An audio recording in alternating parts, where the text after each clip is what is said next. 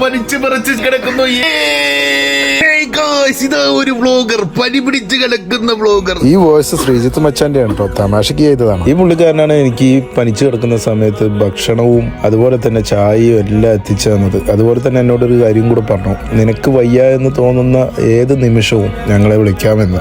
Gulf എന്ന് പറഞ്ഞു കഴിഞ്ഞാൽ ആർക്കും ഒന്നിനും സമയമില്ല. എല്ലാവരും അവരവരുടെ കാര്യത്തിന് മാത്രം വേണ്ടിയിട്ട് ഓടിയും കൊണ്ടിരിക്കണം. അതിനിടയിൽ നമ്മൾ ആരുടെയും ഒന്നും പ്രതീക്ഷിക്കരുത് എന്നുള്ള ചിന്ത വെച്ചിട്ട് തന്നെയാണ് ഞാനും ദുബായിലേക്ക് വന്നത്. പക്ഷെ എന്റെ ചിന്തകൾക്ക് അതീതമായ പല കാര്യങ്ങളും ഇവിടെ ഉണ്ടായി. ദിവസങ്ങൾ മാത്രം എനിക്ക് പരിചയമുള്ള കുറച്ച് പേരാണ് ഈ റൂമിലുണ്ടായിരുന്നത്. ഇവരെല്ലാം പക്ഷെ എന്നെ കണ്ടത് കൂടപ്പിറപ്പിനെ പോലെയോ ഒരു അനിയനെ പോലെയൊക്കെയാണ്. ബെഡ് സ്പേസിൽ നിൽക്കുന്നവർക്ക് അറിയാം റൂമിലെ AC ഒരു കാരണവശാലും നെറ്റ് ഓഫ് ആവൂല എന്നുള്ളത്. എന്നാൽ എനിക്ക് വേണ്ടി 3-ൽ കൂടുതൽ ദിവസം ആദ്യമായിട്ട് ഈ റൂമിൽ AC ഓഫായി. തിരക്കിട്ട ജോലി തിരക്കിനിടയിലും ജോലി സ്ഥലത്ത് നിൽക്കുമ്പോൾ പോലും എന്നെ കുറിച്ച് ഓർത്ത് തുളസി